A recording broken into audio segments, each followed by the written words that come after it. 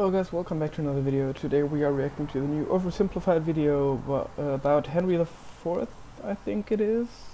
Not quite sure which Henry it is. It's probably the one that chopped that killed all his wives. So yeah, I thought we'd just check it out. I've done, I think, the American Civil War only before, but I've seen all the other oversimplified videos, so I don't have to ask for the other oversimplified videos. I did really enjoy them though. I mean, technically I could do a breakdown of them, but I don't know if I can add that much to them. So we're just gonna check this one out. It's quite new, 2 days old, so yeah, let's do this.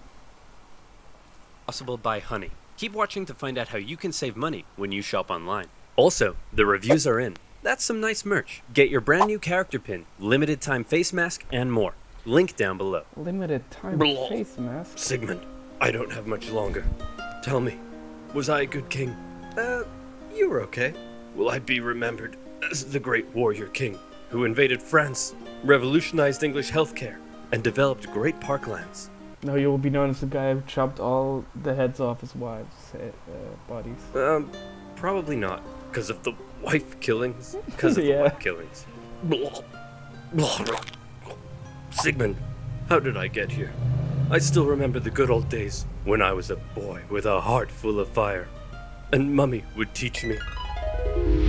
Okay, Henry, this is a horse. Can you say horse? Divorce. What? No. Okay, let's try this one. Can you say It's so hilarious. If you don't know, the church actually didn't allow divorces back then. So basically what you had to do was like you had to wait until your wife died. Otherwise you couldn't divorce her. Or I believe it was probably if she cheated on you, you were allowed to divorce her as well, maybe? I wasn't quite sure. But definitely you had to wait until she's dead, so that's why he basically killed his wives, I believe. Don't quote me on that, I'm not a historian, I'm just a random guy who's kind of interested in history a bit. But yeah, let's keep going. Nice joke though, with the horse. Can you say horse? Divorce? No. loaf of bread? Loaf with her head. No, Henry, that's wrong. You know what? Last one. Okay. Can you say soap? Soap. Yes, that's it. I'm the supreme head of the church. Screw the Pope! You know what? You're my son and I love you, but you're freaking weird, man. Henry the VIII. The year is right? 1491. England has just come out of It's not Henry the IV, it's Henry the VIII. Jesus Christ, I'm retarded. 3 decades of civil war in which a bunch of Henrys, Edwards, and one Richard had a little ding-dong over which royal house should rule the realm. Finally, a Henry won, Henry the VII, and he had a son. What should we name him? My royal lineage is full of Henrys. A fine name, a vigorous name, a tenacious name, a muscular name. How about Arthur? And so Arthur, Prince of Wales and next in line to the throne, was born. 5 years later, Prince Henry was born, but nobody cares about him. He's not the heir, just a spare. The king wanted to make an alliance with Spain, so one day he said to his son Arthur, "Hey, baby, you see that lady baby? That's gonna be your wife. But father, I'm not..." Yeah, that shit is so fucked up that back then they were like, I don't know, 9, 10 years old, and they would get fucking married to other people just because of royal relationships. It's so insanely retarded. If you think about it now, it's like, imagine going to the wedding of a fucking 10-year-old. That's, I'm not even 3 years old. Yeah, see, it's like, they were getting married at such a young age. It's like, you can't even imagine that at this point. Not even 3 years old yet. Listen, there's something you have to understand. You're my son. But more than that, you're a political bargaining tool. But you love me, right? Yeah, I mean, children back then were either supposed to be the heirs, or they were supposed to marry into other royal families in Europe to have good relationships with that country. It's actually done so insanely much that it's yeah.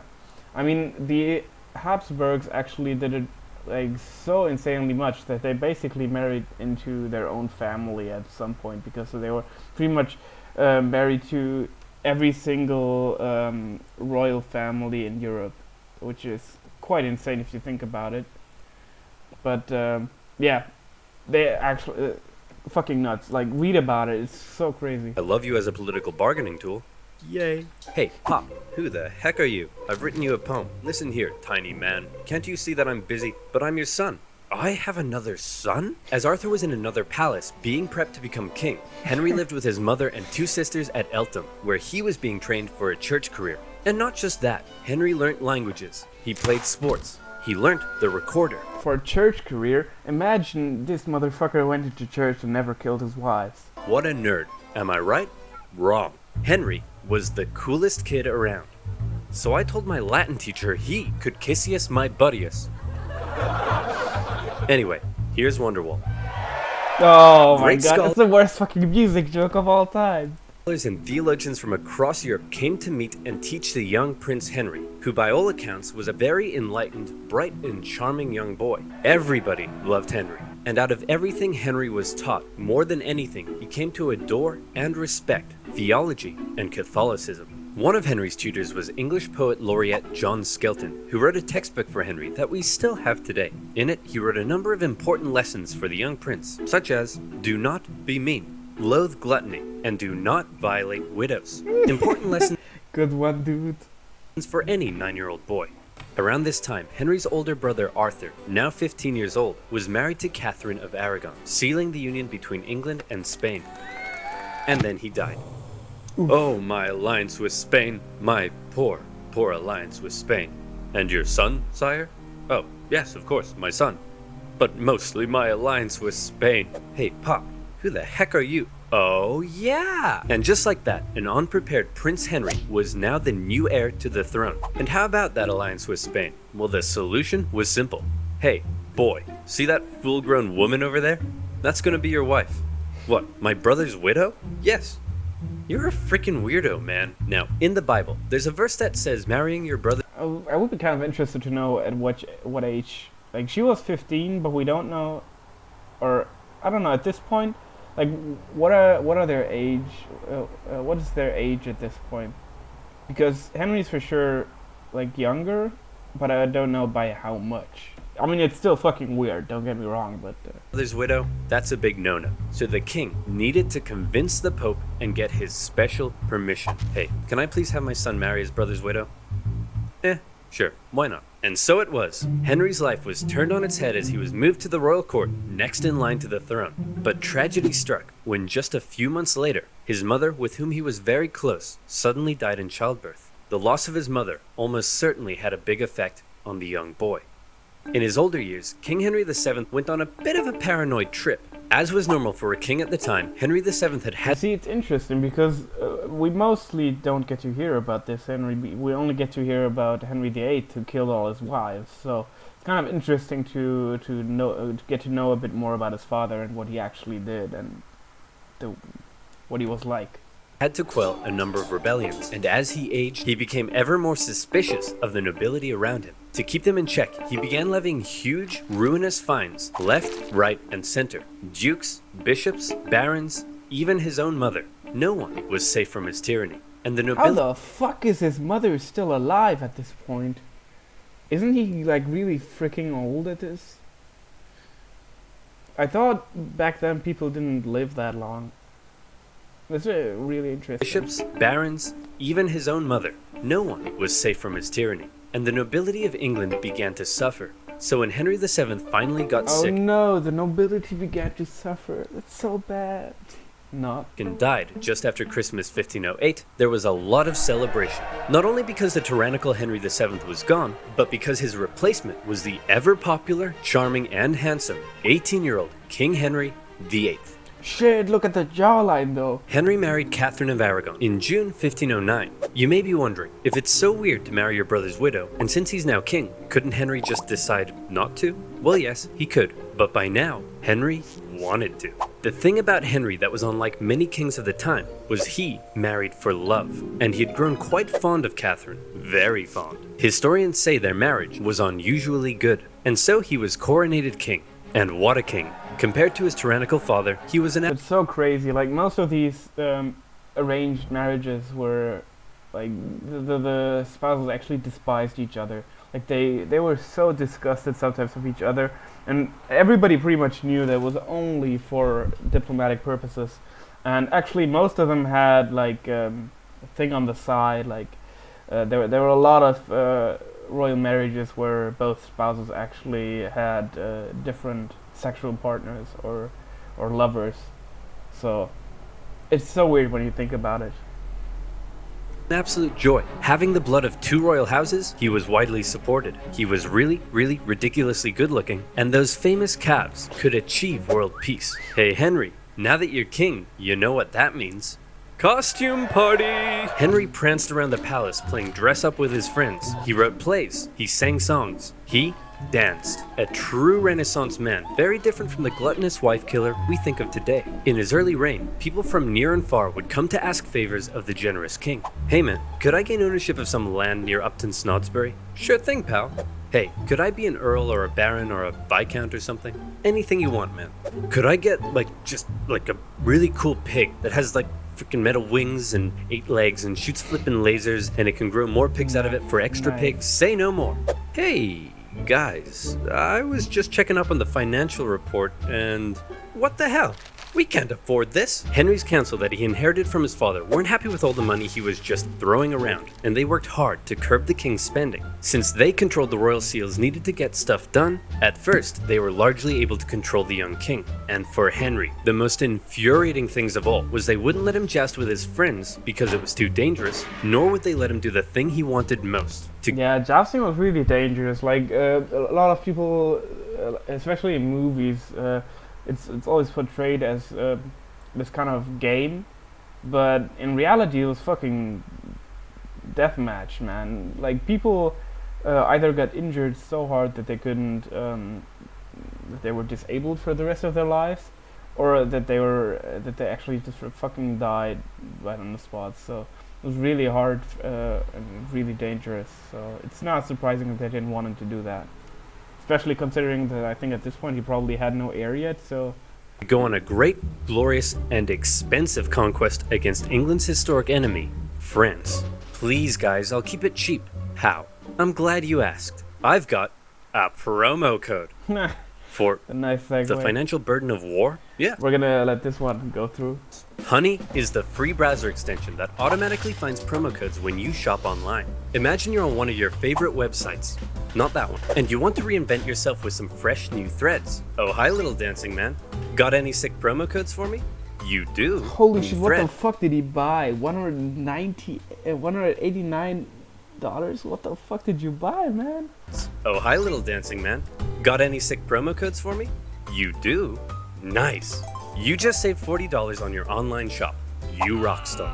Honey supports over 30,000 online stores and has already helped OverSimplified viewers save over $87,000. That's a lot of moolah. Not having Honey is literally saying no to free money like a crazy person. It's free, finds coupons with one click, and it's now part of the Venmo and PayPal family. So you know it's legit.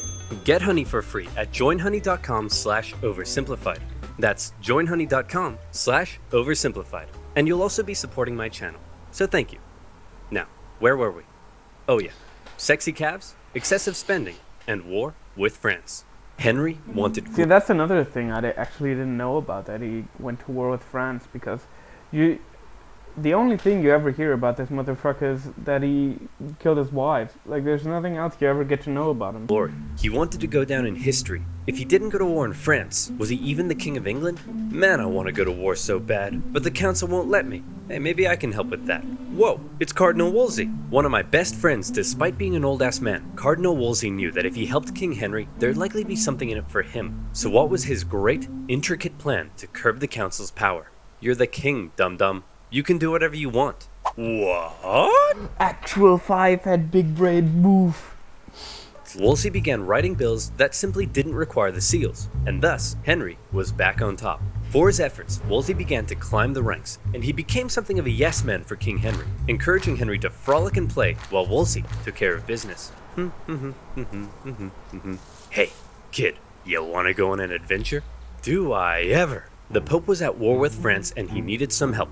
He offered the young, impressionable King Henry 100 Parmesan cheeses, some wine, and a golden rose if he came to the Pope's aid, and Henry was all in. At this point in his life, he still respected the church and loved the Pope, and here was the chance for war he had been waiting for. He still didn't have an heir, a fairly big problem for a monarch at the time, but right now, the only kind of smashing he was interested in was smashing French guys in the face.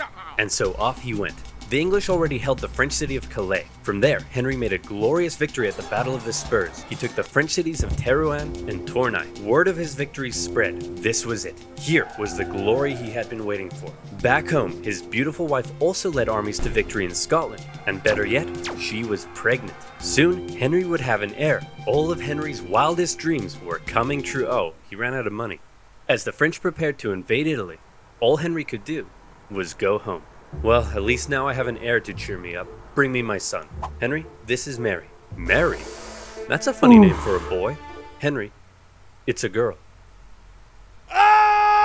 This was Catherine's... Yeah, was never really wanted that much to have a girl. The only thing you could pretty much do with a girl back then was, or what girls were supposed to do, was marry into other other royal families. So having a male heir was much more important than having a girl. Like, it wasn't as bad as in other countries, but it was still like you pretty much wanted a male heir. Without a male heir, you were like your wife was pretty much useless. Like, I think that's also why some kings actually killed their wives or took other wives, because they weren't because they didn't give them an heir, male heir. So yeah, it was a big problem if you didn't have a male heir and your wife only gave you girls or only gave you daughters. Fifth pregnancy that had not resulted in a male heir. Happy Henry wasn't so happy anymore. You still haven't given me a male heir. Well, how do you know it's my problem? Maybe it's your problem, Henry. It couldn't be my problem because I've been boinking half your maidstaff and one of them gave me a boy. Sure. Yeah, you know what? Maybe it's my problem. I'll look into that. It's actually so interesting if you think about it. Like, what if a king smashed one of the maids and she actually gave birth to a boy that, you know, has royal blood in his veins? That would be so crazy. I bet that, I don't know for sure that something like that happened, but I'm pretty sure probably somewhere in history that should happen. Cardinal Wolsey, now Henry's Lord Chancellor, knew his job depended on keeping Henry happy, and so he said, well, if you can't be the great warrior, then how about the great peacemaker? Not as cool, but okay. And so the Field of the Cloth of Gold, a glamorous peace summit between England and France, was held. The King of France, Francis I, was essentially the French version of King Henry, and the whole... Jesus, this guy looks like a fucking unit. Like, look at the... Holy shit, look at that chest and those shoulders, what the fuck? Thing was basically one giant codpiece measuring contest. The two sides did agree to a peace treaty. However, it didn't last long. You see, there was a third major player in European politics at the time, an exquisite specimen of royal inbreeding, an heir to a huge inheritance, and a chin that could hit a home run. Holy Roman Emperor Charles V.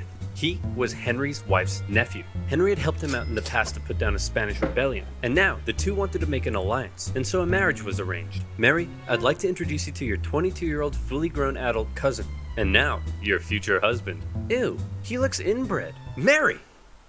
We're all inbred with their new royal families back then were pretty inbred. Like, it's crazy if you look back at it now. Charles and Henry agreed to team up and relaunch a campaign against France. In 1522, the English landed and stormed as far south as Agincourt, but Charles didn't commit significant forces. Whoops, sorry man, not sure what happened. I'll join in next year. The next year, England swept northern France, almost taking Paris. But once again, where was Charles? Oh man, I'm so sorry. I promise, next year, I'll be there. The next year came, and a fed-up Henry decided he was gonna sit this one out. And just as Charles ravaged the French at the Battle of Pavia and captured the French king. Holy crap, dude. Yeah, I totally kicked France's butt. That's great. So, can I have the French throne like we agreed? No. What? And also, I don't want to marry your ugly daughter anymore. Ugly? Have you seen your chin? Mummy says it's a strong chin for a strong boy. As Henry's alliance with Charles fell apart, Henry knew his days as a warrior were over. This was a problem for Henry, but it was a bigger problem for his wife. Catherine of Aragon had two jobs. The first was to give Henry a male heir, but the second was to maintain an alliance with her relatives in Spain, including her nephew. She had failed, and Henry's sexy eyes began to wander. Home from all his wars, Henry ate up his daily 5,000 calories of meat as an infatuation began to grow for one of his wife's ladies-in-waiting, Anne Boleyn. Beautiful, intelligent, cultured. She was exactly Henry's type. Now, Henry had had dozens of mistresses, including Anne's sister, but Anne didn't want to just be Henry's side chick. She wanted to be his queen. Henry sent dozens of letters, thirsty love poems. In one, he proclaimed that he would like to kiss her pretty duckies. Henry's loins were on fire, but Anne kept him at just the right distance to drive him crazy and push him to find a way to get rid of his current wife. Wolsey, I want a divorce. And as the representative of the Pope here in England, I expect you to sort it out quickly and quietly. I don't want this to turn into a Europe-wide scandal. You got it, Your Majesty. Fuck that one up. Big Papa! My boy Henry says he wants to divorce his wife. Any chance? To Henry's shock and horror, Wolsey deferred the case back to the Pope in Rome. To make matters worse, after all the wars in Europe, the Pope was currently under the thumb of Charles V. Now everybody knew what was going on, and Henry's divorce trial had become a pawn of greater European politics. For Wolsey, at that point, that's just unlucky, man. You're trying to divorce your wife? Yeah, I don't know. Just imagine if he had let that shit go through, like the divorce. Like, she actually wouldn't have died probably then. the decision was a disaster. His job was to keep Henry happy, and Henry was very, very unhappy. Nevertheless, the divorce trial began. Henry's case rested upon the Bible verse in Leviticus that claimed marrying your brother's widow would lead to childlessness, and Henry was certainly having a hard time getting a male heir. He argued that the Pope had got it wrong when he allowed Henry to marry his brother's widow, and that now divorce was the only solution. However, the Pope and Charles V acquired some interesting letters from an unknown source.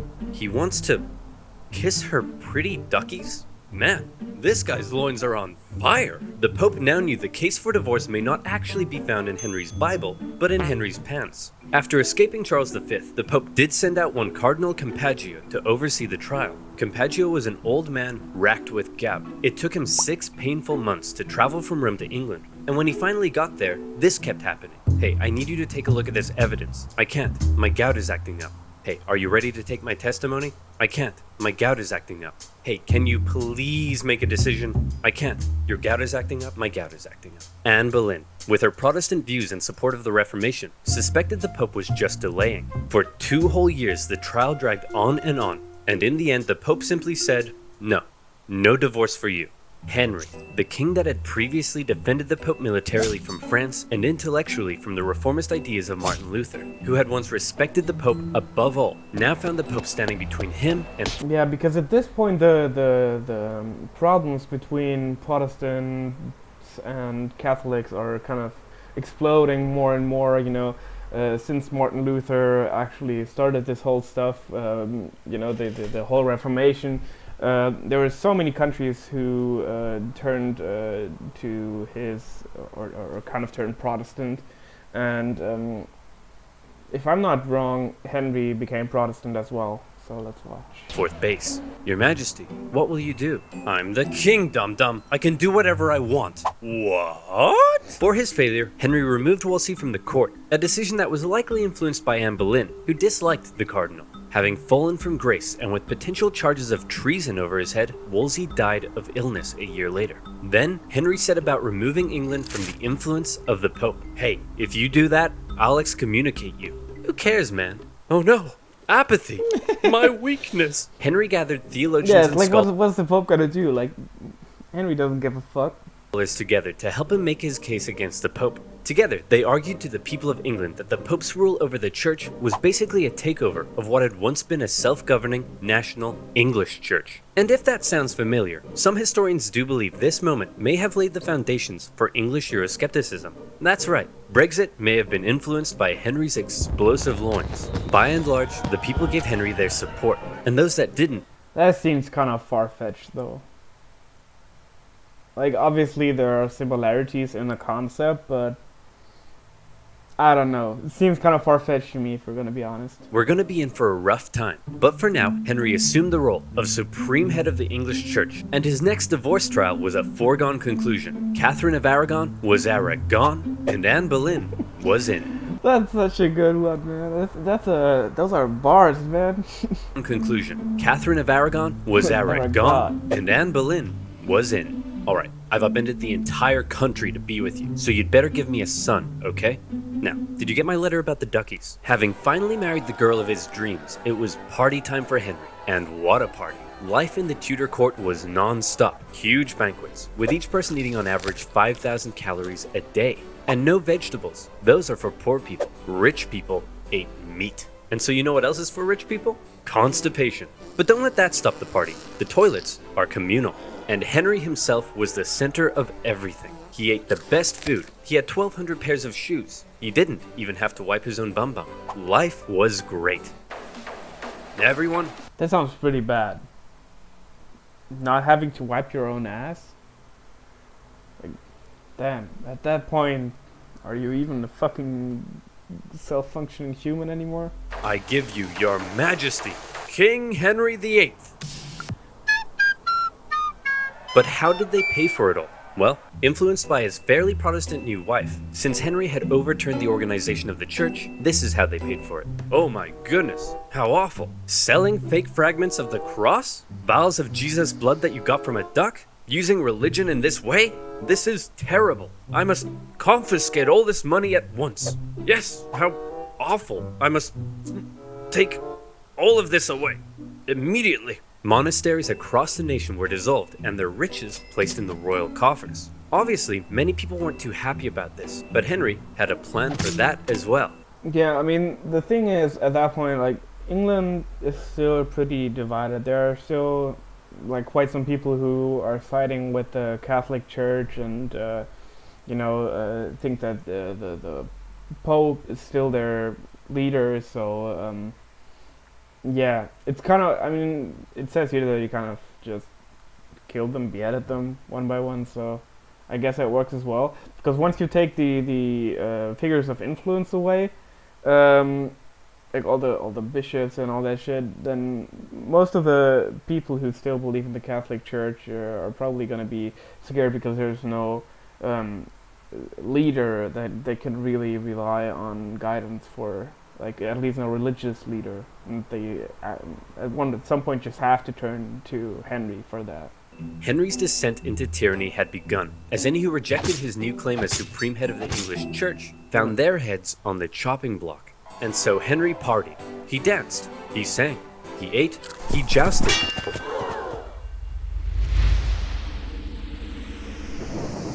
Be me, love gluttony, violate widows!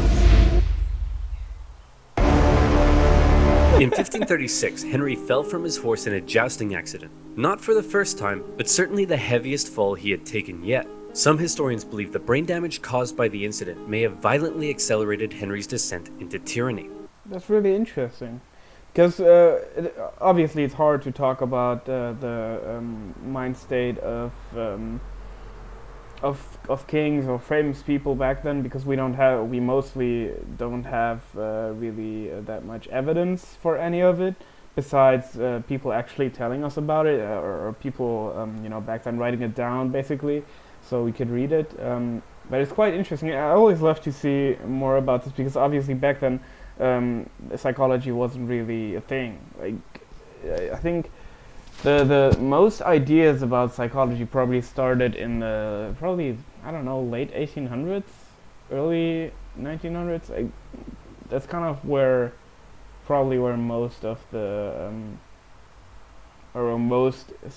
ideas about psychology actually came through. So they were basically observations that you could use about the mind state of certain people, like obviously Henry the VIII right here. And with those, with those people writing down what the mind state of the king was like, or that he became more irritating and violent, so on, these are basically the only things we can go on when we look at it from a psychological way.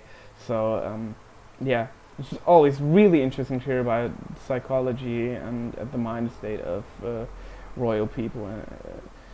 Especially one that I find really interesting is Nero, the Roman emperor, which a lot of people called mad, whom a lot of people called mad.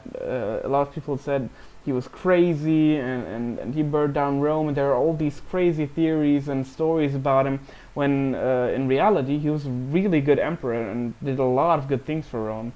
So yeah, if you ever want to read into that, that's really interesting stuff. Executions in England ramped up. During his reign, it's estimated 57 to 72,000 people were put to death. Rich or poor, big or small, no one was safe. And the most prominent victim of all was to be Henry's own wife. It had been 3 years since their marriage. Anne had been pregnant 4 times, yet she had only been able to produce one healthy child, a girl. What's more, it's possible she had been going around insulting Henry's manhood. Henry's eyes, once again, began to wander. His new top man, Thomas Cromwell, didn't want to end up like Cardinal Wolsey, and so he came I know that name. I know Cromwell. Who was he, though? I always forget. Like, I know the name. I think I've probably read a text he wrote somewhere, but up with a plan. There was a court musician who had been quite flirtatious in public with the Queen. Well, Thomas Cromwell and his boys got a forced confession out of him, saying that it didn't stop at innocent flirtation, and the charges came rolling in. Listen, Anne, we need to talk. Oh no, you're gonna divorce me, aren't you? Just like your last wife. Aw, no, come here. Shh, I'm actually gonna kill you. I'm not gonna divorce you. It's much worse than that. Anne was charged with adultery, perversion, even incest, and plotting to kill the king himself. The jury found her guilty, including her own uncle and ex-fiancé, both fearing the wrath of the king. And on May 19th, 1536, Anne Boleyn was Anne Boleyn.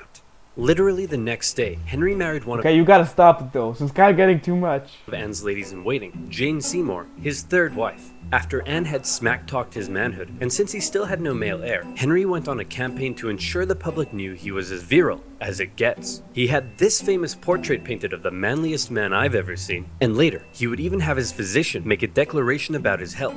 King Henry is a fine specimen of a man, and please don't make me say this. Say it. And every time I look at him, I wish I was a woman. The truth is, after his jousting accident, the king had badly injured his leg and was no longer very active, yet he was still eating his daily 5,000 calories. So by now, Henry was extremely unhealthy. For the remainder of his life, he would incur a number of illnesses, and his injured leg ulcers would ooze stinking pus. A fine specimen of a man indeed. It's so disgusting. I just imagine what kind of limited medicine they had back, or medical knowledge they had back then. Like, they didn't know how to fix that stuff. So basically, if you had some fucked up shit like that, there was basically nothing they could do about it. What is very interesting though is that actually in the Middle Ages there was kind of kind of a time where there was a lot of medical knowledge, or a lot of things about the human body were discovered, especially by Arabic countries. So yeah, that's kind of really interesting. There is the kind of Islamic golden age, where people or the wise people, like philosophers and judges and whatever, and doctors, and everybody wrote so much stuff down and gathered a lot of knowledge, a lot of medical knowledge as well, which kind of helped them be actually really ahead of later kingdoms, or that came after that. On the church front, Henry's new and now pregnant wife was a devout Catholic, and she pleaded with the king to reinstate the monasteries. Henry was sick of wives meddling in his business, and he bluntly warned her to remember what happened to Anne Boleyn. Since splitting with the Pope, Henry had been hard at work determining the theology of his new Church of England. It kept many Catholic traditions, while on the other hand embracing some reformist ideas, such as requiring the use of a new Bible not in Latin, but in English. The cover of Henry's new Bible depicted Yeah, that's probably the biggest change that came with Martin Luther's Reformation. Obviously, Martin Luther is German, So he was basically the first person to kind of say that, because before people had a Bible, but most of them couldn't read. They could, especially not Latin. So and all the so mass was also done in Latin. So they didn't really understand what the people were actually saying. So they had to take everything the priests and they had to take everything the priest told them just at face value and take it for what it is and just believe them, because they didn't know what it actually said in the Bible. So Martin Luther was the first one to translate the Bible from Latin into a common German language, which actually was like a really big insane change, especially because during his time kind of the book printing became really big, and a lot more, like back then having a Bible was something that most people couldn't dream of, because it was so expensive, because Bibles were created by priests or not by priests but by monks in monasteries. So it was all handwritten. It took years for them to create Bibles. So back then it was really expensive to have a Bible. But with a whole book printing thing, they were actually able to kind of produce a lot of Bibles, which really helped spread Martin Luther's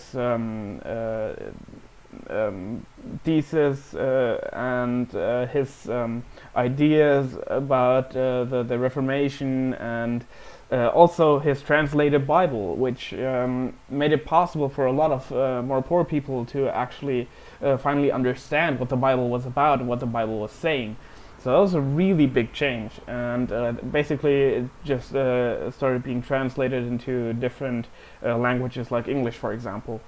The people appearing to work. Sorry, I'm kind of pausing a lot and kind of talking a lot about other history stuff that's not necessarily always related. In Latin, but in English. The cover of Henry's new Bible depicted the people appearing to worship a giant King Henry. And in the corner, there's some people being put to death, just for good measure. For any who opposed Henry's ideas, whether Catholic or Protestant, for any who rebelled against him, it would be off with their heads. In October 1537, Henry finally got what he had been waiting for. His wife Jane gave birth to a healthy boy. However, the triumph soon turned to tragedy, as Jane Seymour died days later from complications during the birth. Henry mourned Jane, the woman who had given him a son, for 2 years. Your Majesty, it's time to choose your next wife. Thomas! Not now! Can't you see I'm in mourning?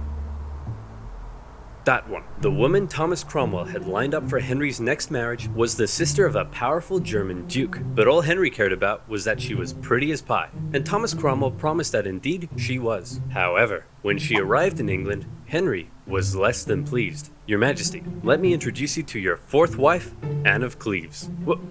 What's that smell? I think it's your legs, sire. No, it's Anne of Cleves. She's ugly. This is treason. What? Off with his head. Henry found his new wife so repulsive that he never consummated the marriage and divorced her just 6 months later. And for bringing Henry an ugly, stinky woman, along with additional charges of plotting treason, Thomas Cromwell lost his head. Yeah, I mean, you gotta remember, back then you had no way of telling whether somebody, like the person you're gonna have to marry, is pretty or not. Like, you had, obviously there were sometimes pictures of them, but the big problem with that was that pictures weren't always depicting the real person, and more like an ideal version.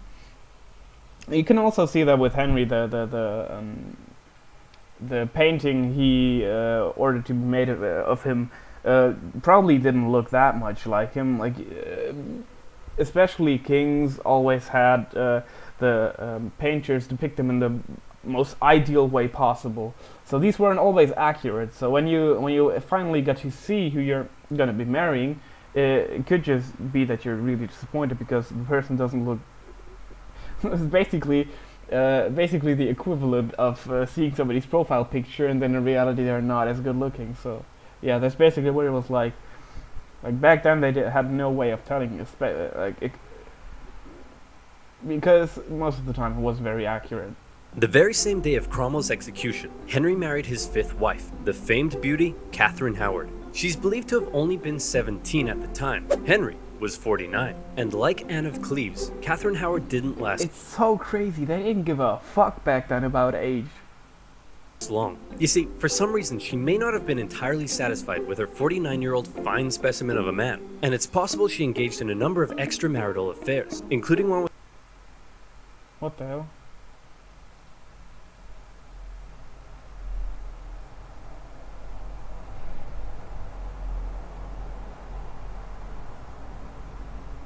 with her cousin, Thomas Okay. Culpeper. When Henry found Sorry out, about he that. was devastated. How could she do this to me? But, sire, don't you have hundreds of mistresses? Shut up, Barry. That's not the point.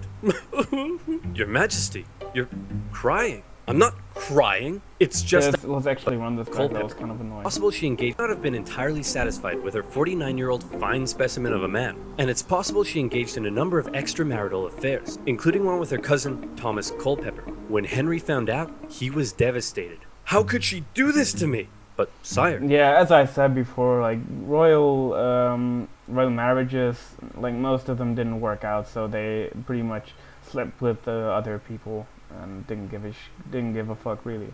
don't you have hundreds of mistresses? Shut up, Barry. That's not the point. Yeah. Your Majesty, you're crying. I'm not crying. It's just that sometimes, when I get sad, water comes out of my eyes! For her treason, Catherine Howard met the same fate Yeah. as Anne Boleyn in 1542. So, we've had divorced, beheaded, died, divorced, beheaded, look out, here comes survived. Henry married the daughter of a royal official, Catherine Parr, in 1543, and she appears to have been a good companion to Henry. She cared for the aging king, who by now was so heavy it took several men to winch him onto his horse. She acted as a mediator within the family, and convinced the king to restore his two daughters to the line of succession. Their marriage did have one hiccup, however, when Catherine dared disagree with the king over the subject of theology. It's a miracle, because when the priest says the words of institution, the bread turns into the body of Christ. Well, if you put the bread in a box for 3 months, is it a miracle that it turns moldy? Treason! You can't just call everything treason, Henry. The king called for her arrest, as serious charges were placed over her head. However, in the end, she told Henry that she had not been disagreeing with him, but simply learning from him. And so when the guards came to arrest her, the king told them to make like an She was like, "Oh no, I'm not about to be beheaded, guys. I'm not that stupid." and cleave. Catherine Parr stayed with Henry right until the end. As he aged into his later years, in increasing pain and ill health, he grew ever more suspicious and moody. The once generous, promising young king was now feared by all around him. It feels like that's a lot of the time the way these kings go. They become more paranoid. They think everybody around them wants them to have like a bad rest of their days or ruin their monarchy. So yeah, it's not an unusual thing, especially for monarchs and dictators. Like if you for example remember the way Joseph Stalin ended, like he was so paranoid by the end. It's crazy. That like, he had so many doctors killed because he thought they were spies or they were loyal to him or whatever. It's something that happens a lot in history where monarchs and dictators go crazy in the end and paranoid. It's most of the time it's also because they suppress their people, so they kind of get scared that the people might eventually get back at them. I once read like a quote, I don't know where it said it, but it's basically like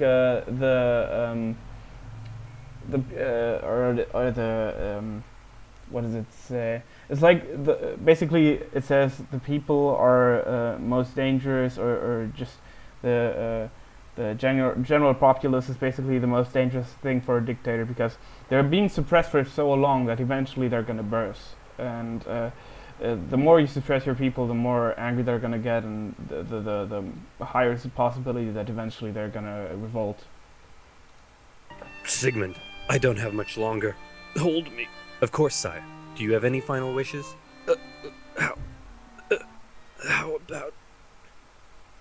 How about one last conquest in France? And so in 1544, Henry made for Calais. The pesky French had been supporting the Scottish in their ongoing wars with England, and they also owed Henry some money. So the extremely unhealthy king personally led a siege against the French city of Boulogne. The English dug tunnels under the castle, and on the 13th of September, the French surrendered. A glorious victory for Henry. In actuality, the whole misadventure nearly bankrupted England, and they ended up giving Boulogne back to the French a few years later. But shh, don't tell Henry. He's having his moment. Finally, in 1547, a 55-year-old Henry, lapsing in and out of consciousness, passed away. His son, Edward, succeeded him, but died just 5 years later. That's crazy, man. 55 years. Just imagine what the fucking life expectancy was back then. His daughter, Mary, briefly took the reins and steered the country back towards the Pope. But then his second daughter... She looks like a bulldog. His daughter, Mary, briefly took the reins... Look at that shit. Holy... and steered the country back towards the Pope. But then his second daughter embraced reform. Yeah, I mean, Elizabeth is probably definitely like one of the biggest figures in British history. The way she changed the country was like insane, really immense. Like, obviously the biggest change was that she England became Protestant, which is really one of the biggest changes. So.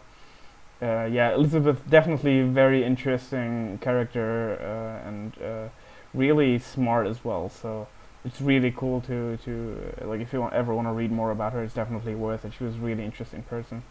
Ideas and gradually transformed England into a Protestant country. Henry's desperation to marry Anne Boleyn and his resulting feud with the Pope had changed the course of English history and religion forever. Unfortunately, none of Henry's children had heirs, and when Elizabeth I died, Henry's lineage ended, with the House of Stuart replacing the House of Tudor. So then you might... That's also something pretty crazy. Elizabeth never had any children. I don't actually think she ever married, so yeah. It was said that she had a lot of lovers and like or not a lot, but that she had some lovers in her time as a queen, but she never really actually officially married, I believe. So yeah, there was never an official heir. Think, all that effort, a life filled with so much frustration, yet he never conquered France, he barely had a male heir, and his lineage died out. The egotistical man Henry grew sick and cruel, and then died. So why are we all so fascinated with King Henry VIII? Why not Henry II or IV? Well, without mentioning the many important things his reign did achieve, one of his biggest goals was to go down in history, and you can put a big green check beside that one, because everything he did and how he asserted his control and authority over everyone around him has come to be viewed as the epitome of the word king. And also because of the wife killings? Yeah, definitely the wife killings. That was a really great video. I really enjoyed that. I mean, oversimplified. I don't think I've ever seen a bad oversimplified video. Some of them are more funny than others. Some of them are more informative than others. But yeah, this was a really good video. So I'm gonna leave the link to the original video in the description. Like, get over there, subscribe to them, give them a like, because they really deserve it. I mean, they've put out nothing but quality videos. So yeah, I really hope you'll support them or use honey or whatever the thing they promoted here. Yeah, I mean, these are always really done really well. There were interestingly there were a lot of interesting facts that I didn't know about, and a lot of interesting people that I didn't know about before, and it's always good to kind of refresh your memory when it comes to this type of stuff. So yeah, if you have any suggestions to what I should watch, you can drop them in the comments. I'm always interested to learn more. I usually do music reactions and reviews, so if you have anything for that, you can also write that down in the comments. And yeah, I guess I'm gonna see you guys next time.